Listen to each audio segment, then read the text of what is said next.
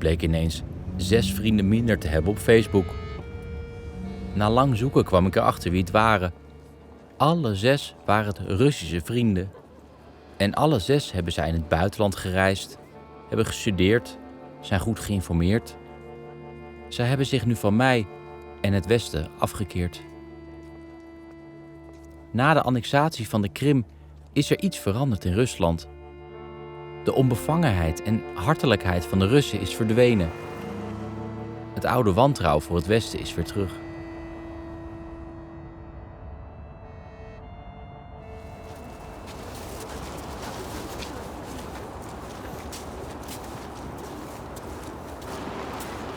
Здравствуйте. Вы сами из Москвы? А вы помните? Интервью не даем. Что? Интервью не даем. Почему? Нельзя. Жалко.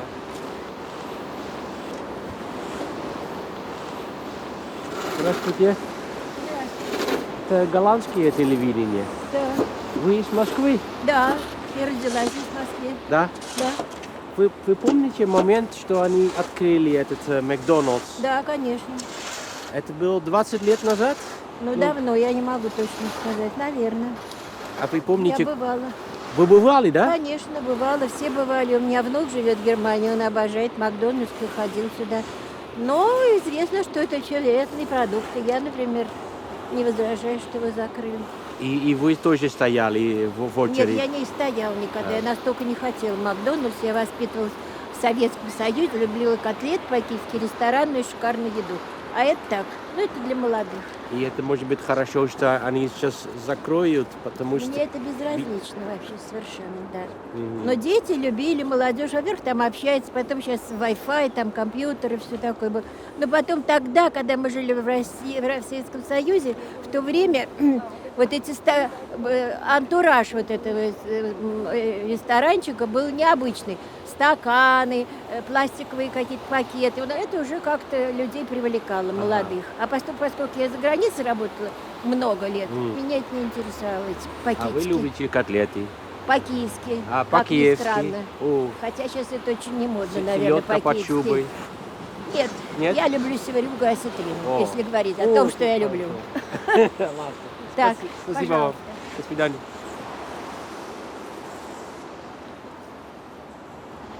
Ik weet niet hoe vaak ik in deze McDonald's terecht ben gekomen toen ik in Moskou woonde. 24 uur per dag geopend. Toentertijd, toen hij in 1990 openging, was het de grootste McDonald's ter wereld. En de grootste omzet per vierkante meter in de wereld. Echt het vlaggenschip van McDonald's. En je kan je niet voorstellen hoe het hier moet zijn geweest toen het restaurant in 1990 opende. Het was natuurlijk het symbool van het kapitalisme. Er stonden enorme rijen. Mensen stonden soms een hele dag in de rij. En voor de mensen die geen zin hadden om in de rij te staan, lagen op straat kleedjes met gebruikte Big Mac doosjes. Dat je die mee naar huis kon nemen als een soort van statussymbool. En dat terwijl er vorig jaar 12 McDonald's gesloten zijn vanwege die sancties. En pal naast die McDonald's zit nu een winkel met Poetin-t-shirts. Kom maar even mee.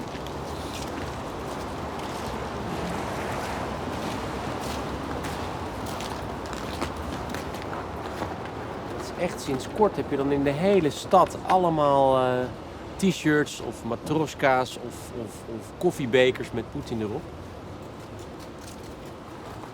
Deze is ook wel sterk. Dit is zo'n soldaat die de Krim heeft ingenomen. En die heeft Poetin toen beleefde mensen genoemd, omdat ze geen schot hebben gelost. Maar het ziet er toch niet heel erg uit als een beleefd persoon.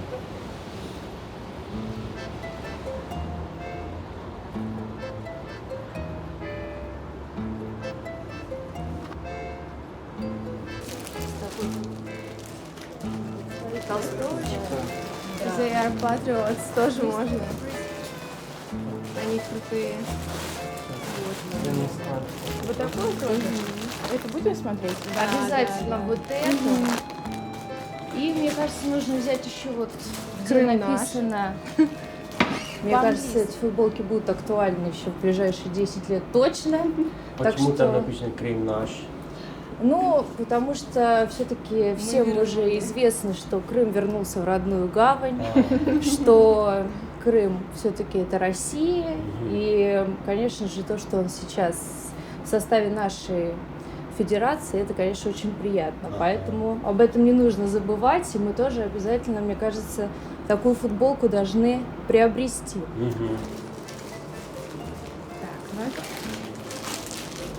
Он все может делать, летать. И Да. что еще? Играть в хоккей. Да, на самом деле, на этих фотографиях, которые на футболках можно увидеть и на всяких толстовках, действительно, это снимки, которые были сделаны за всю историю правления Владимира Владимировича, потому что чем он только действительно не занимался. Наш любимый мистер президент. А почему вы так любите Путина? Ой, на самом деле, это такая Долгая история. долгая, ну даже не долгая Такой. история.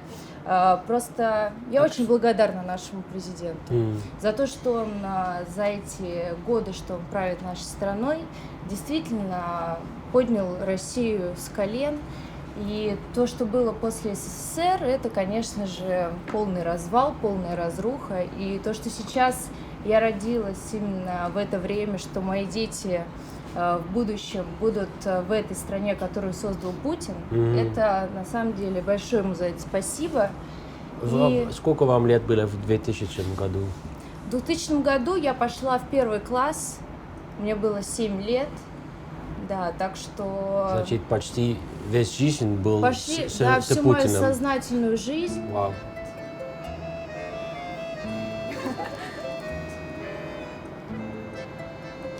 Владимир Владимирович в первую очередь располагает женщин своей харизматичностью, чувством юмора, потому что действительно для женщин, как я считаю, него это чувство очень юмора? важно. У него потрясающее чувство юмора. Не настолько, насколько его внешний вид. Хотя недавно я прочитала какую-то статью, в которой говорилось о том, что в Европе, по-моему, или даже по всему миру, Путина выбрали как одного из самых привлекательных президентов вообще на планете.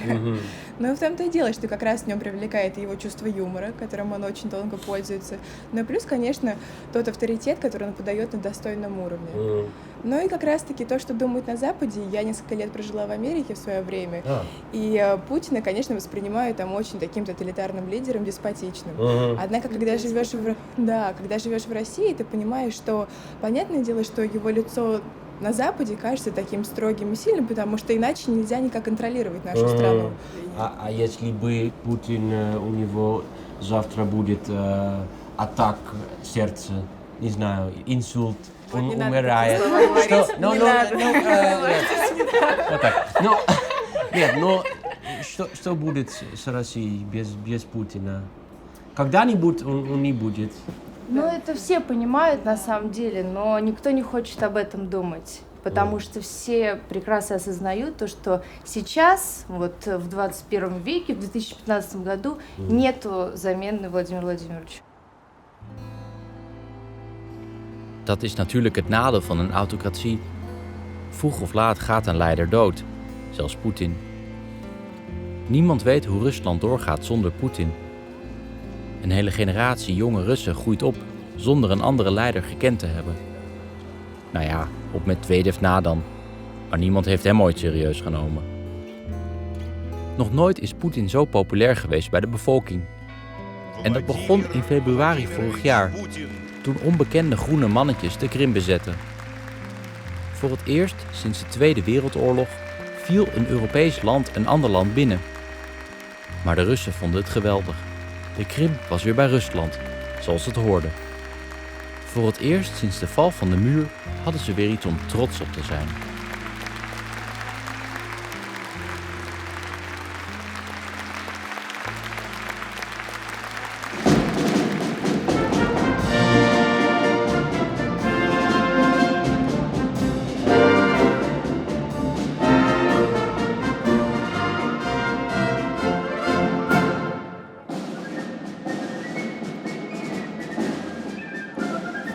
Сергей Васильевич, Владимирович, Сергей Николаевич, Федор Николаевич, Леша.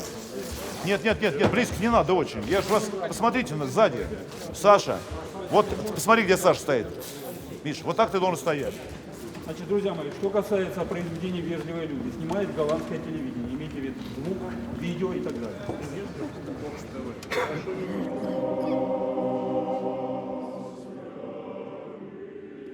Er is vorig jaar een patriottenwet ingevoerd door de Duma. De bedoeling is dat Russen nog patriotischer worden. En het wordt ingevoerd op scholen, dat wordt ingevoerd in de media en ook bij koren. Zoals dit militaire koor die Rusland rondtoeren om militaire, patriotische liederen te zingen.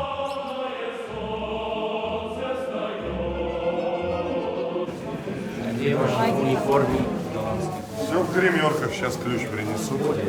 Ну а что, Дим, где я не знаю, кто. Где туфли?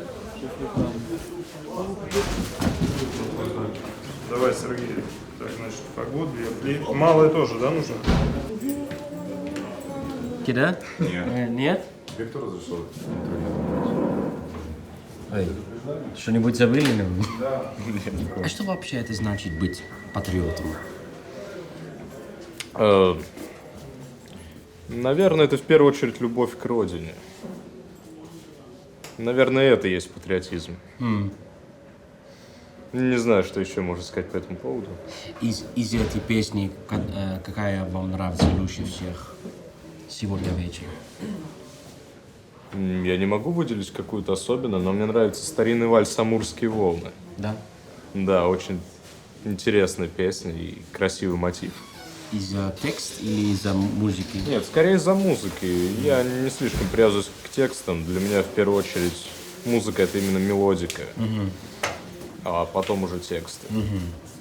А есть еще как современные песни «Вежливые люди». Это о чем? Ну, это, в общем-то, о наших русских солдатах и, так скажем, об их... Но это непонятно. Они были русские или нет, да? Нет, это понятно. Или это понятно. Ну, хорошо. Именно об их поведении.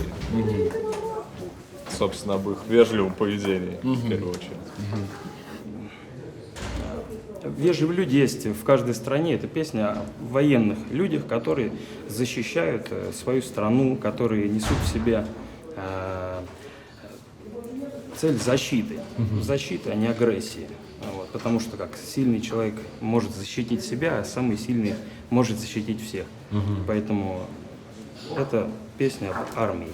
Я видел ролик на YouTube, я видел, как люди, не знаю, они станут эмоциональны, когда они это слышат. Как реагируют люди в зале? На концертах в Крыму люди реагировали. Была большая аудитория, там 15 тысяч человек, даже больше на площади. Мы туда приезжали на празднование 75-летия освобождения Крыма от фашистских захватчиков. Вот была дата такая. Люди аплодировали со слезами на глазах, браво, криками, овациями.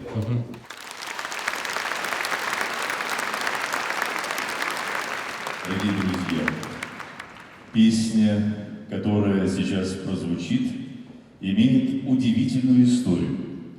Она стала символом события, которое год назад случилось в нашей истории. Героическая земля Крыма вновь стала Россией, а ее народ, как сказал президент, вернулся в свой родной дом. Дорогие друзья, для вас поет Евгений Булочников.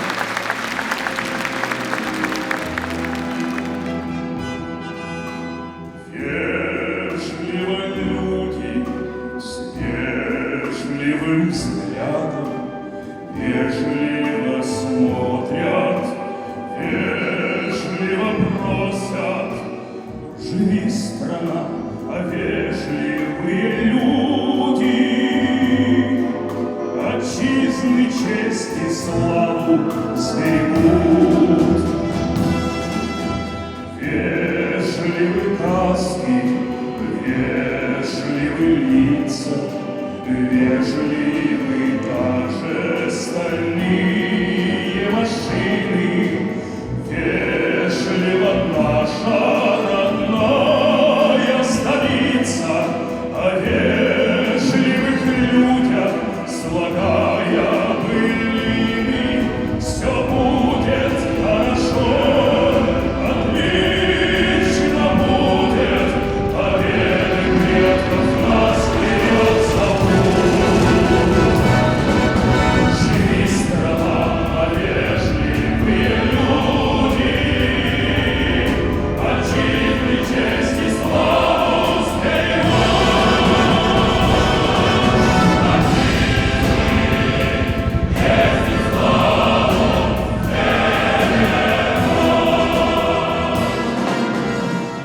Russen zijn weer herboren na de inname van de Krim. Een stukje van het oude rijk is hersteld. Daar horen ook eigen normen en waarden bij, die een stuk conservatiever zijn dan in Europa. De partij van Poetin heeft bijvoorbeeld een vlag ontworpen als tegenhanger van de regenboogvlag. Er staat een gezin op met 3 kinderen. Overal ontstaan jongerenorganisaties die een gezond en traditioneel leven propageren. Добрый день. Не замерзли? Замерзли. Замерзли, да? А вы не замерзли? Очень приятно. Yalla. Так, где мы попали? Еще не все приехали. Ага. Вот. Мы тут уже разогреваемся потихоньку. Это памятник, посвященный Детям жертв пороков. пороки родителей. Раз, два, три. Вова, мы с тобой! Все, хватит нас эксплуатировать. Как есть эксплуатация.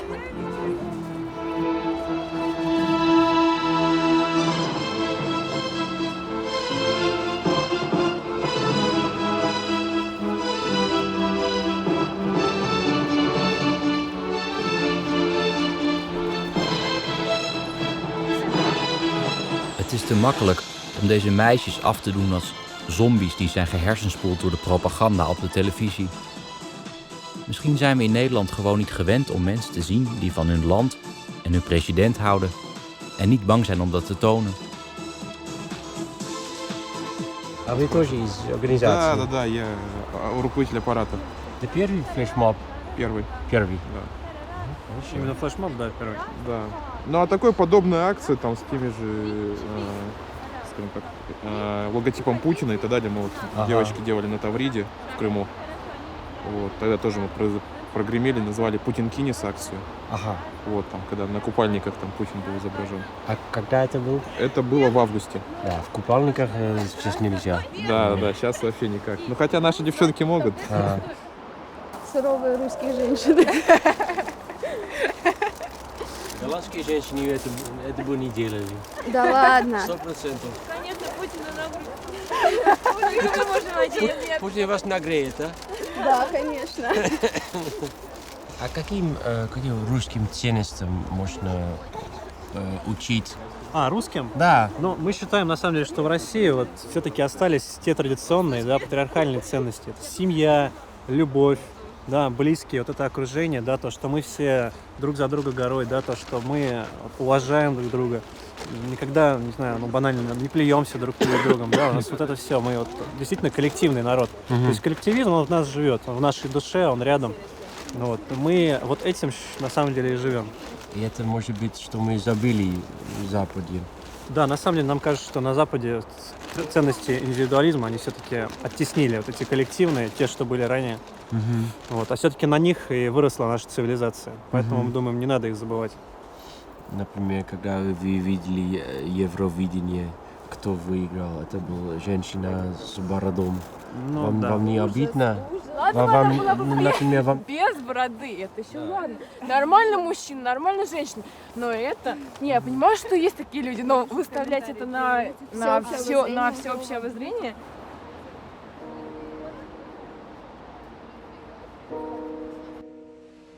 Churchill noemde Rusland ooit een raadsel verpakt in een mysterie, gewikkeld in een enigma. Een land dat je nooit helemaal kan begrijpen. Het Kremlin is nog wel het grootste mysterie. Niemand weet precies wat voor strijd zich daar afspeelt. Of wie Poetin adviseert. Het vaakst wordt Alexander Dugin genoemd, een conservatieve filosoof, de havik van het Kremlin. Здравствуйте. Здравствуйте. Yalla, очень приятно. Здравствуйте. I'm leading conservative prophet of modern Putin's Russia. He knows what I am and what I think and what it's all about. He follows this agenda and is consulting this agenda when he thinks it's opportune. I'm describing what he should do from the purely Platonic point of view. I am dealing with Platonic concept of Russia, ideal Russia, imperial Russia, with archetypes of the father or sacred politics, and I'm affirming that from the completely theoretical point of view. It is a kind of, if you want, some kind of eternal plan. So that was more or less the same in the Tsar or Stalin time or Genghis Khan time. If I live in the Genghis Khan time or Stalin or Ivan the Terrible, I would advise to them more or less the same thing I'm advising to Putin, to create strong, independent Russia as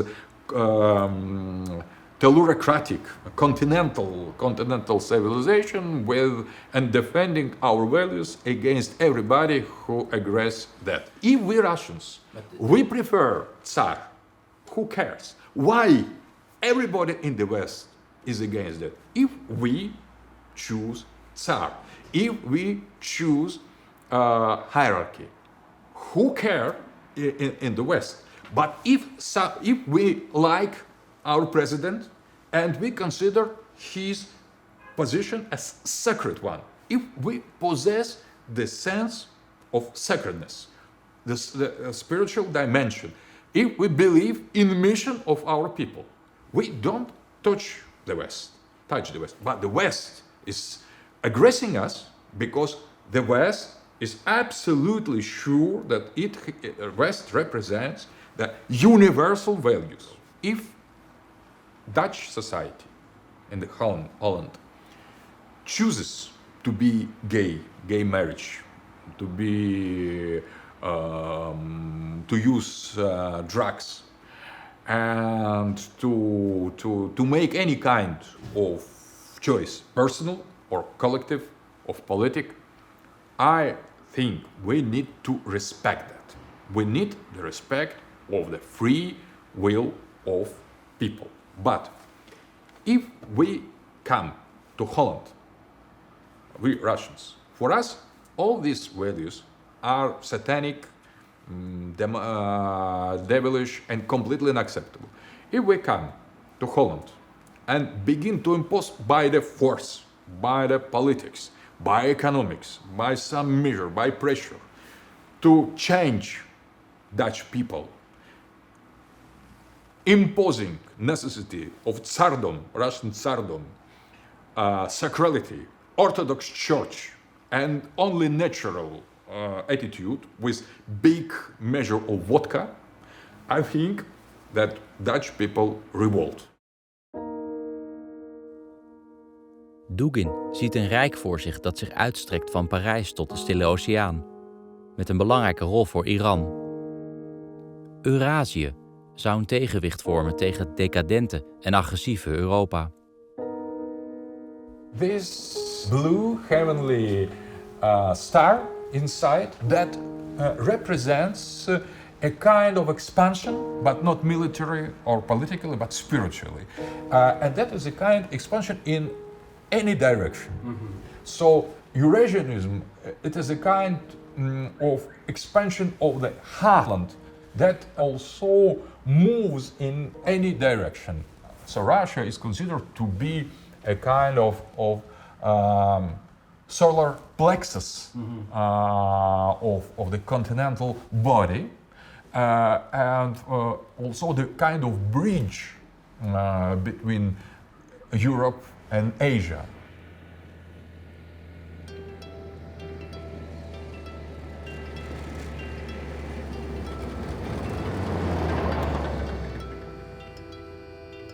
Mijn fascinatie met Rusland begon eigenlijk al toen ik een jaar of 10 was. En het was zondag en er was niks te doen. De winkels waren gewoon nog gesloten toen.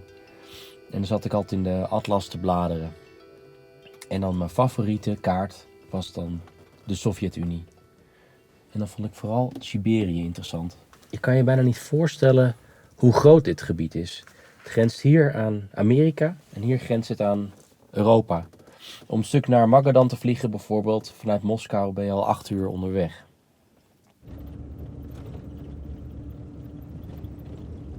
Veel kan hier niet groeien met die strenge winters. De echte rijkdom zit onder de grond. Nikkel, goud, zilver en diamanten. Niemand weet precies hoeveel, omdat het gebied zo groot is. En alsof dat nog niet genoeg is, er zit meer olie en gas in de grond dan in Saoedi-Arabië. En toch hebben de meeste mensen niet eens genoeg geld voor een wc in huis. Наше производство, можно сказать. Там у нас большая мельница, да.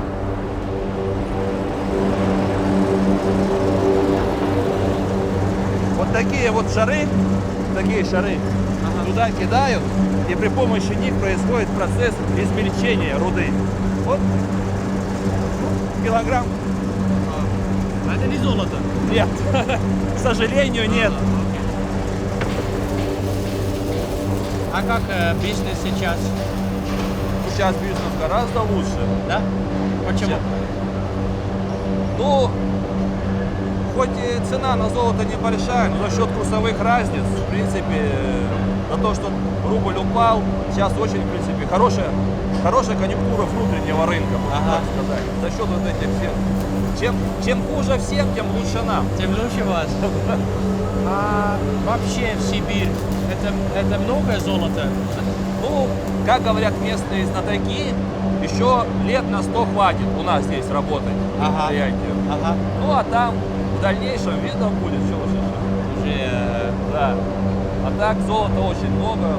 Ну, всех руд много. И золота, и серебра, и меди. Есть выше в горах, там полиметаллические руды. Как бы. Все здесь есть, да, в Сибирь? Что? Все здесь в Сибирь. Все, да, как еще сказал, кто-то из наших деятелей сказал, что Россия будет прирастать Сибирью. Так оно и получается до сих пор, что вся кладезь здесь. Точно.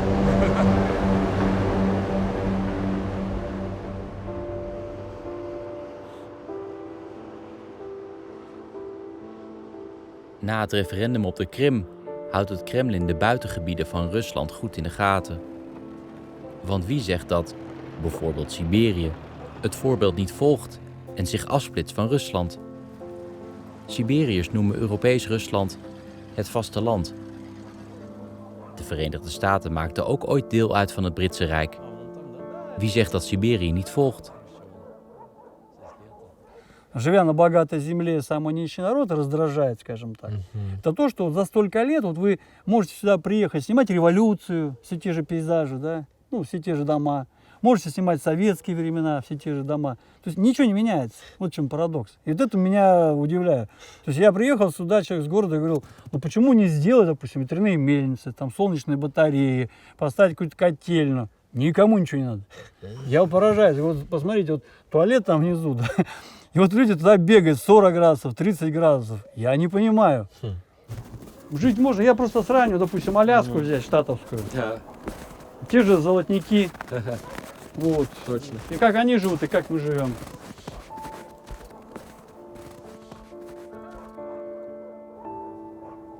Alexander Boutnikov verlangt terug naar het Siberië van voor de fabrieken, de flats en de vervuiling van de Sovjets. Hij wil dat Siberië uiteindelijk onafhankelijk wordt. En het Kremlin neemt hem serieus. Boutnikov is al 5 keer opgepakt vanwege zijn activisme. Здесь в советские времена стали спаивать, если по-другому. То есть до этого не пили. Все были богатые по той причине, что в Сибири надо, если пьешь, то ты замерзнешь, погибнешь и не выживешь. То есть это такого не было. И только во времена урбанизации началось вот это вот виноводочное спаяние по полной программе. Вот я, допустим, не пью, не курю. А в селах это... В селах сегодня это стандартно, то есть это вот уже спитые. Я же не буду говорить о тысячах сел, которые сегодня просто закрыты. Их просто уничтожают, потому что власть, ну, кремлевская, сделала так, чтобы все уходили в центры, в городах. Там легче управлять. Понимаете, там же завязано. В городе сейчас перекрой воду, перекрой газ, перекрой тепло, все. То есть ни огородов, ничего нету. А здесь-то все равно какой-никакой земля, тайга, вот. То То есть надо тебе, если ты мясо ешь, надо идти, он взял ружье, пошел в тайгу. То есть здесь легче выжить. Сибиряк отличается от россиянина. Вот сегодня разговариваю, Сибирь это не есть Россия. Сибиряки все равно имеют свою культуру. Вот. То есть, по сути, Сибирь является внутренней колонией Московии, как мы ее называем. И Ломоносов еще сказал, что Россия будет прирастать Сибирью. Так Россия будет прирастать Сибирью или будет Москва прирастать Сибирью? Это разные вещи. И мы вот действительно, вот Сибирь сегодня так снивелировалась в отношении с московскими, питерскими и другими, что отличается лишь уровнем финансов. Значит, что получается? Люди, которые много себя проявили, говорят, да сколько можно кормить Москву. Даже марши такие начинали делать. Вот после вот этой авантюры путинской, когда на любого, кто против путинской сегодня линии, ты предатель сразу. Ты шпион, ты госдеп, да, ты все пятая колонна. Да, вот это вот заезженные вот эти все клише. Они присели, боятся. Вот у нас все пришли, изъяли аппаратуру, все. То есть мы остались без компьютеров, без видео. То есть мы не выпускаем сейчас вот такие видео. То есть КГБ пришло, ФСБ пришло, значит, забрало здесь вот 2 обыска, тут шерстили все вот это все. Niet alleen Boetnikov wordt in de gaten gehouden door het Kremlin. Ook de nationale Bolsjewieken, even verderop in Novosibirsk. Ook zij willen dat Siberië op termijn onafhankelijk wordt. Какая квартира? Dat het een marginaal en nogal amateuristisch groepje is met warrige ideeën, doet er niet toe. Ja, подойду. Ладно. Ik probeer al de hele dag af te spreken met de nationale Bolsjewieken van Novosibirsk. Een kleine groep Russische oppositie die ontzettend worden achtervolgd door het Kremlin en de Russische geheime dienst. Het is volkomen onduidelijk met wie ik ga spreken. En ze hebben me nou al 3 locaties voorgesteld. Ik hoop dat ze nu eindelijk wel er zijn. Ik geloof dat ze iets hebben gehuurd. We gaan kijken.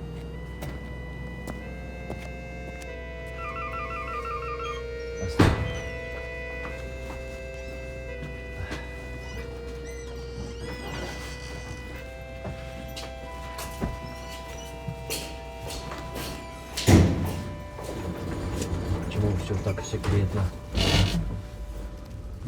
Ну, так. На всякий случай.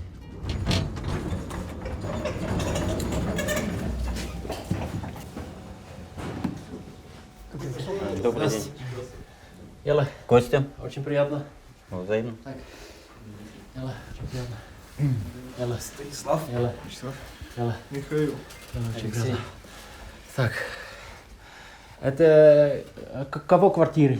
Это просто для конспиративной. Так что, да. Сейф-хаус.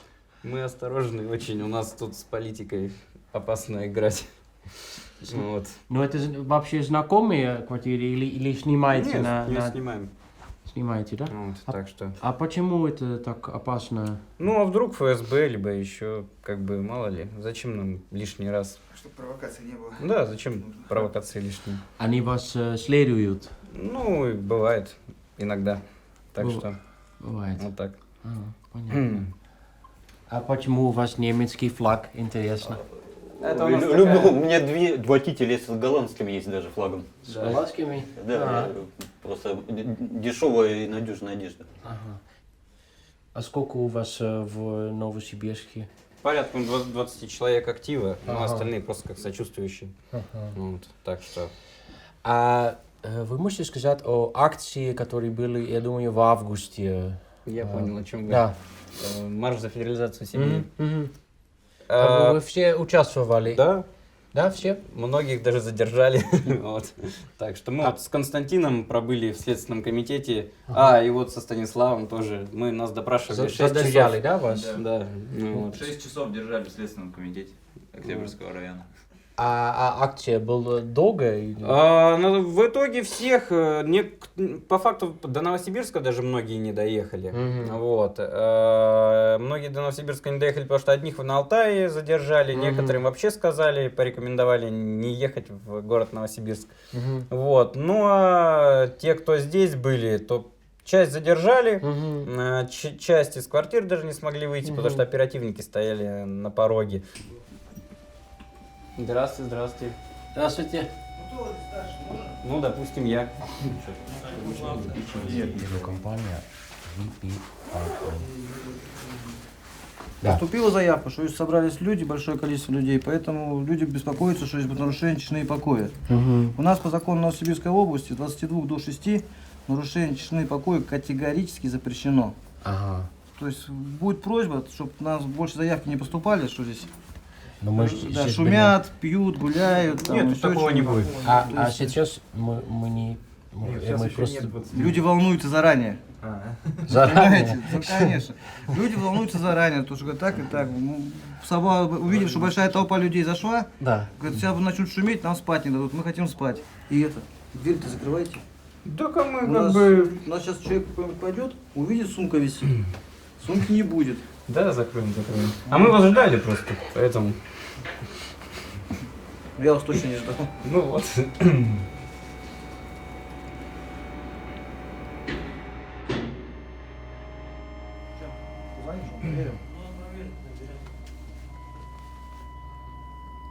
А если, допустим, будет революция, не знаю, через 2 года? Революции... Вы оптимисты, я думаю, она раньше будет. А раньше, да? Ну ладно, а раньше. Что вы хотите? Вы хотите как Советский Союз или... Вот тут скорее у нас нету, допустим, единого мнения, что хотим, то есть, по крайней мере, у меня точно нету. То есть я знаю, что сейчас плохо. Ну, как будет, то есть лишь бы было патриотически настроено, то есть не надо нам этой демагогии патриотической, то есть, ну, действительно, мы должны как бы жить ради себя, а не ради, там, допустим, опять же, как-то модное слово олигархов, там, Запада, то есть, и так далее, и тому подобное. То есть. Что идея? Конкретно. Ну и изменить как бы основная идея как бы все-таки изменить. Изменить. Как бы, каким образом? Уровень жизни. Ну что это идея-то? Плюс еще вот, например, ну больше, ну это частично, это надо частично менять. Сознание менять в первую очередь. Сознание населения, да. То есть в один день, в один миг это все не поменяется. То есть по сути. Это можно сделать очень в краткие сроки, но это будет очень кровопролитно, это будет очень неправильно, это очень будет как бы миграционную политику в первую очередь поменять. Всех мигрантов выселить из страны просто в кратчайшие сроки.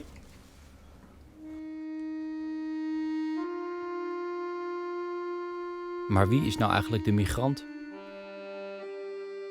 Al duizenden jaren voordat de Russen hier kwamen, woonden er al mensen in Siberië.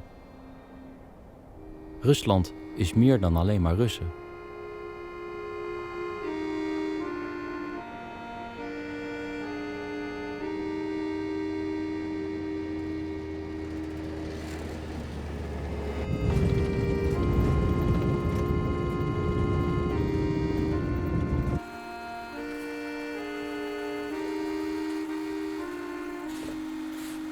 Это ваша машина? Машина? Вот, да? Ваша? Ну что сейчас? Посмотрим. Так надо было его оставить. Там вообще ничего нет, да? Где? Тут там дверь села. Нет, ничего нет. Тайга. Всё, Только всё, тайга. Только тайга. Так хорошо. А эта гора как называется? Вот это что ли? Вот это вот прям. Урчин. Урчин. Урчин. Урчин. Урчин. Ну это не русский, да? Это не русский, это все наши названия. А что ваша? Как ваш народ называется? Тубалары. Тубалары. Мы. Тубалары. Нас около 1000 человек всего осталось, вот мы народности. 1000? Да, может даже меньше. Нет, вот сахар что прятался. А, наверное, вы жили здесь раньше, чем русские, да? Так, нет, у нас вообще это исконно. Потом русские пришли. Ага. Вот. А родина наша здесь, вообще мы здесь отсюда. Наши предки, деды, прадеды, все мы здесь жили. А русские потом пришли. А когда русские пришли? А в каком году-то этот Россия? 200 лет назад, в смысле, Алтай вступил. Только 200 лет назад? А раньше больше было тубалары или тоже так же мало? Потому что чужие жили, вот эти вот деревни, вот этих, правда, деревень-то не было, они потом уже при русских это стали. Ага. А наши в основном жили, вот там река Уймень текет, вот за этой горой, еще одна река текет. И в основном там жили. Ну тут немного есть, жили внизу там эти места. Вверху вот здесь вот Каракохша стоит, еще выше Безельбик, Ну это все показывать надо. Там по месту ездить, рассказывать вам. А что вы себя чувствуете русский или тубаларец? Нет, мы тубалары. У нас и язык, все как. Ну, в смысле были бы, в смысле больше свое государство было бы. Мы бы не были вымирающим народом. Мы же вымирающие, как получается. Да? Да. Вы думаете, через лет 50 еще Вообще не будут будет. тубалары? Ну, будет. Не будет, может, Ну, вообще. которые говорят по-тубаларски. Вообще не будет. Перемешается Да, кровь. конечно. Язык теряется, культура теряется. Национальность. Метисов там много, тут много метисов-то, вот, которые русские, тубалар, там, алтаец, вот так, много перемешанных кровей. А вот таких чистых-то, ошибка, которые знают что-то, таких уже мало остается. Жалко. Вот он-то дело. Как жалко по-тубаларски? Жалко. Как он? Петруха? Кто бы знал еще. Ну. Нет, подожди, я сейчас вспомню. Кажется, такому жалко-то нету. Тут тебе было-то хватит. Угу, надо Алке звонить. Жене надо звонить. Это слова уже из числа.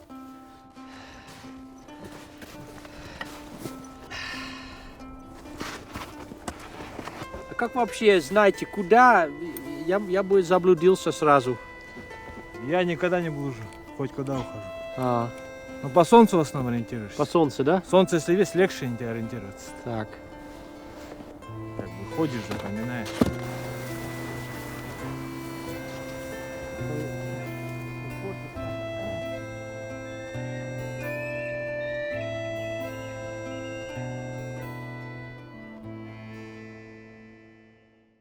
Thanks for watching the video.